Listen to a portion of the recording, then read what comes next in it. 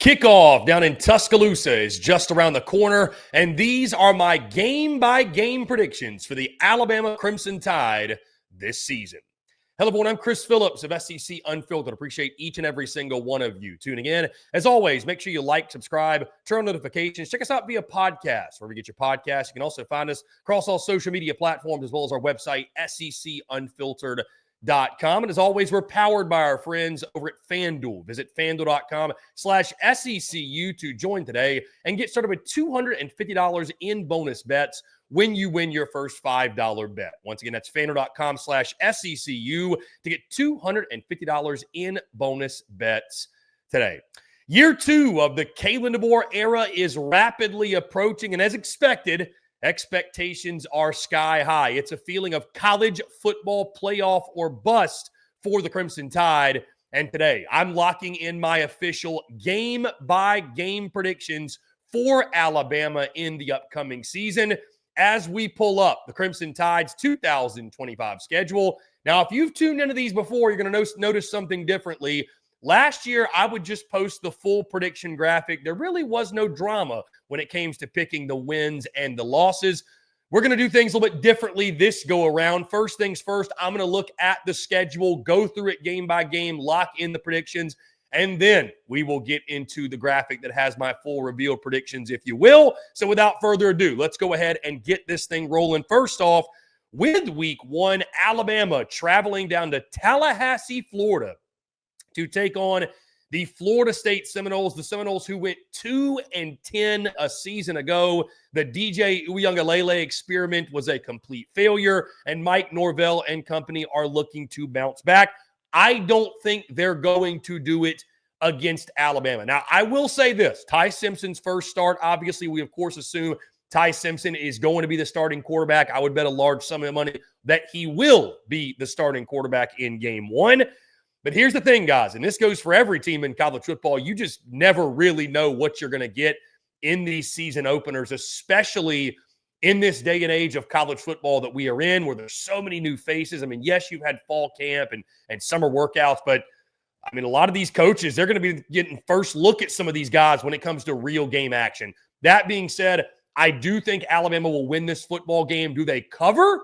I think that's a different conversation. Of course, guys, we'll have a full preview and prediction for this game upcoming in the next few weeks, but it might be a little bit closer than folks were expecting. I think Florida State could actually be a sneaky, decent team this year, but I think Alabama just too much, the overall roster. I think defensively, they are going to take the comments of Thomas Castellanos very, very personally, as we heard those guys talk at SEC Media Days, Deontay Lawson and others saying, it will be handled accordingly. The disrespect will be handled accordingly. I think Bama handles the disrespect accordingly, and I think they beat Florida State and Tallahassee to start 1-0. Then the following week, you've got your home opener against Louisiana Monroe. Ho-hum there, no big deal. I think Bama will roll big in that one, move to 2-0. You then get Wisconsin coming to your place. Fun little SEC Big Ten matchup, obviously a rematch of last year. Alabama wiped the floor with Wisconsin a season ago. Maybe the margin isn't quite as wide, but I don't see the Crimson Tide having any sort of issue with Wisconsin. They will beat the Badgers. They will move to 3-0 on the season. Then you get the bye week, and then it sets up the showdown in Athens, Georgia, against the Georgia Bulldogs. Certainly one of the most difficult games on the 2025 schedule for Alabama. I think Alabama, guys, goes between the hedges and beats Georgia. I just think at some point, I've got to see it until I pick Georgia to beat Alabama, especially in the regular season. I think they're 1-9 in the last 10 meetings. I do think it's interesting. This is the first time Georgia has hosted Alabama at Sanford Stadium since 2015 for whatever reason. Georgia's been to Tuscaloosa, but that return trip has not been made. But, guys, listen, if you're gonna realize this, I'm a believer in Ty Simpson this year. I love the roster outside of him. I think Alabama has as good a roster as anyone in college football. Quarterback is truly the pick to click. With Georgia, both these teams breaking in new quarterbacks, if you will, I think it may take Gunnar Stockton and Georgia a little bit longer to get going on the offensive side. And like I said, guys, I'm just of the mindset and the belief right now. And I think Georgia's going to be very good. College football playoff caliber. We'll get to them, obviously, in a few days when it comes to game-by-game predictions. But Until I see it, guys, I'm going Alabama to beat Georgia in the regular season. I stuck my neck out there last year and picked Georgia to win in Tuscaloosa, and obviously that backfired. So give me the Crimson Tide to get a huge win in Athens and to move to 4-0 overall, 1-0 in conference play. That being the SEC opener, guys. Then Alabama returns home. They host to kick off the month of October the Vanderbilt Commodores. Diego Pavia, can he do it again after the big upset in Nashville last year? The answer simply is no. You talk to Bama fans, they'll tell you, hey, Bama, every year they've got about one game they really, really get fired up for at home, feel like they might be able to lose. All the other ones, they're still fired up, but just not to that level. Never thought I'd say it, but Bama fans will be coming for blood when Vandy comes to town. It will be a raucous environment. Bama will take it very personally. It may get ugly even. I think Alabama certainly, though, will get their revenge. They take down Vanderbilt. Then the following week, you do travel to Mizzou, kind of a tricky game. I think Mizzou, a team that's being slept on because of falling short last year. I think people are kind of overcorrecting on Mizzou and Ole Miss, for that matter, in regards to writing them off going into the season.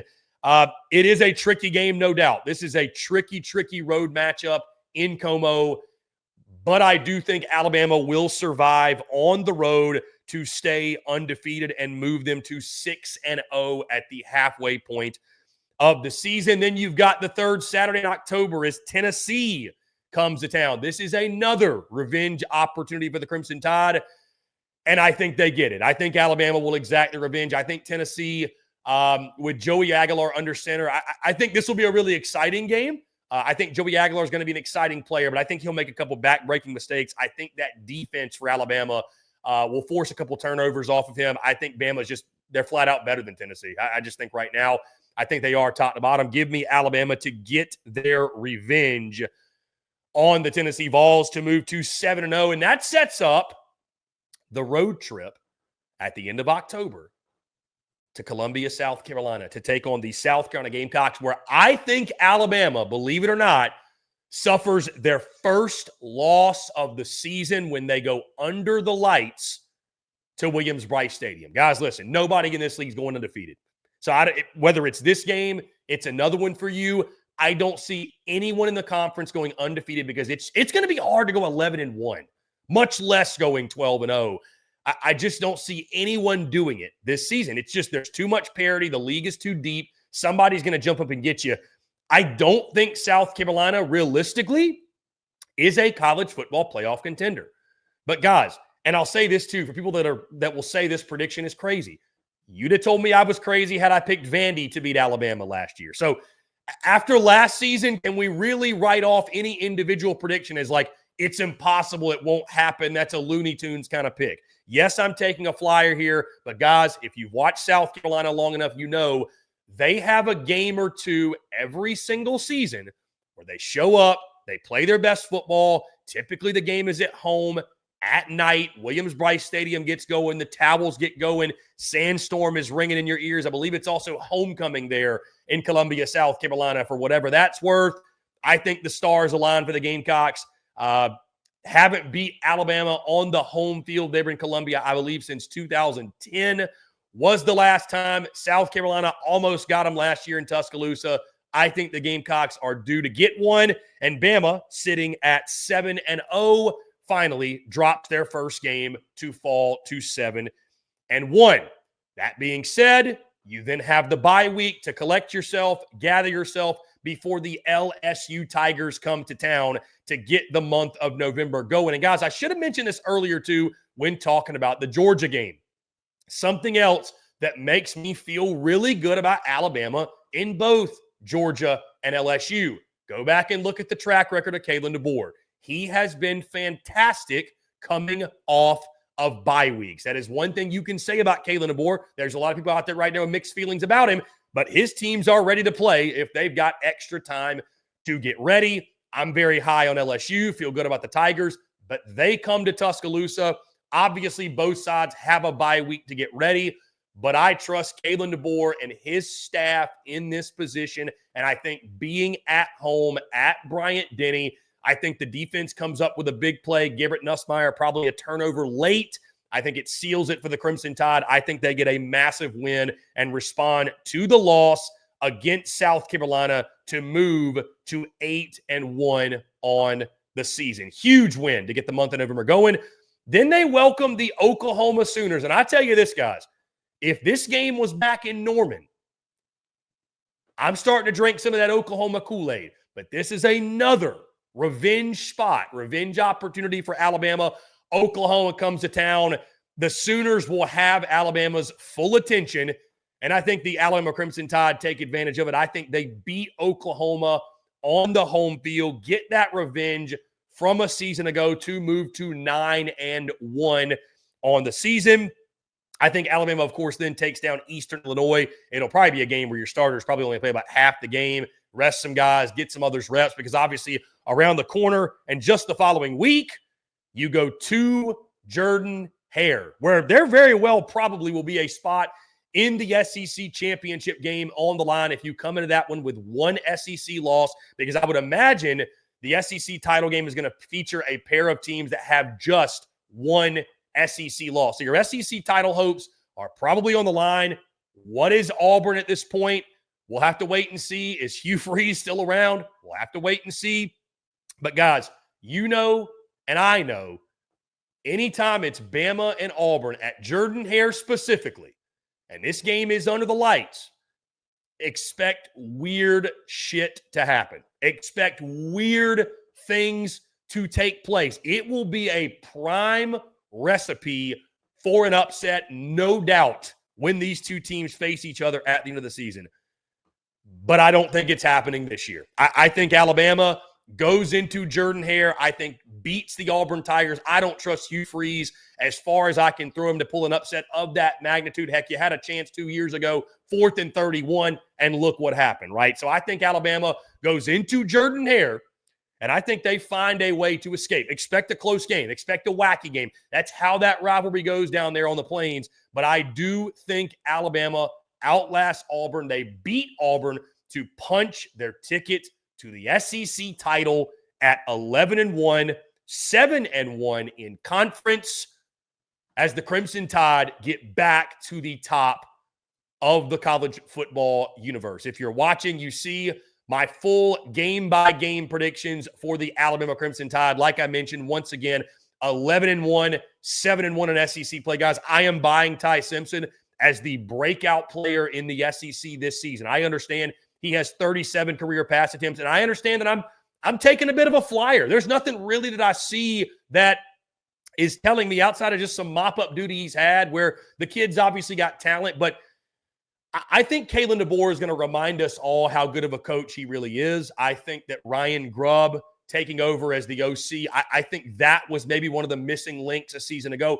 I do think Ty Simpson is a better fit for what they want to do offensively than Jalen Milroe was. And guys, beyond the quarterback, this team is loaded, right? The offensive line is going to be really solid. Love Jam Miller at the running back position. They've got a bunch of dudes in that running back room that I think really, really talented that will complement him. The wide receiver room is one of the best in college football, led by Ryan Hollywood Williams, Jeremy Bernard, who maybe the most underrated wide receiver in the conference, Isaiah Horton, who you pick up from Miami, massive, massive pickup, like Cuevas at the tight end position. And then guys, defensively at all three levels, you are fantastic. I don't know how Alabama did not have a player on the preseason All-SEC first-team defense. It really goes to show you how kind of meaningless those preseason All-SEC teams are. But you've got so many great players. It's obviously anchored by Deontay Lawson in the middle of that defense. There's so many guys that came back that could have went to the draft, especially in that front seven. A lot of young DBs from a season ago that are back that are going to be elite-level players. I think this Bama team, top to bottom, if the quarterback clicks, that is the pick to click in Tuscaloosa, and I think he will click. I think you're going to see Alabama get back, not just to the college football playoff and in those conversations, but I think they get back to Atlanta, and Alabama is actually my pick to win the SEC championship. So those are my game-by-game predictions. I've got the Crimson Tide going 11-1 overall, 7-1 in conference play. Guys, do you agree with me?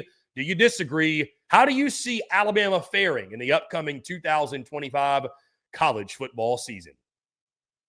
Guys, that's going to do it off me. Appreciate each and every single one of you tuning in. Before we get out of here, I do want to tell you about our friends over at FanDuel, because as always, we're brought to you by our friends at FanDuel. Guys, on Tuesday, August the 26th, it's FanDuel Futures Day, a new holiday for football fans. It's 24 hours of deals on all your favorite football season predictions. So take a flyer on the MVP race, whether you're picking Josh Allen, Lamar Jackson, Joe Burrow, whoever it might be. Crown your champion in August. Maybe it's the Lions. Maybe it's the Chiefs. Maybe it's the Eagles. Maybe it's the Buffalo Bills.